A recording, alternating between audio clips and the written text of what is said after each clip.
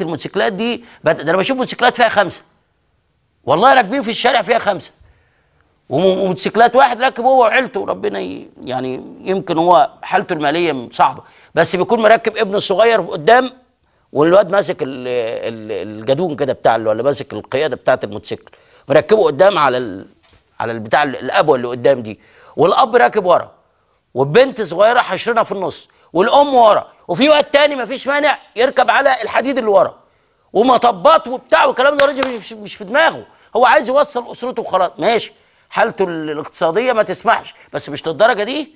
احنا بنعرض نفسنا لمشاكل.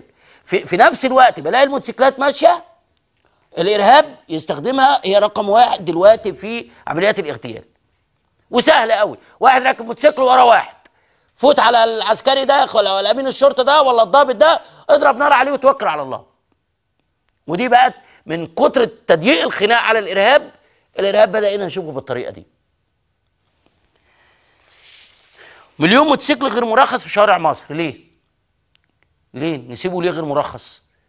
يعني كمان استخدامه خطأ وكمان بنسيبه مرخص. يعني حاجه بقت غريبه جدا. الموتوسيكل وسيله جديده لارتكاب العمليات الارهابيه، البوابه نيوز والاستاذ عدي ابراهيم قال المركز المصري لاستطلاعات الراي بصيره ان عدد الدراجات الناريه الموتوسيكلات المرخصه في عام 2012 بلغ 1.7 مليون فقط. اشار المركز لأن الدراجات النارية الموتوسيكلات شهدت زيادة تصل إلى نصف مليون موتوسيكل في السنوات الثلاث الأخيرة وفي أعقاب ثورة يناير، موضحة أنه تم الاعتماد على بيانات الإدارة العامة للمرور في عدد الدراجات النارية المرخصة.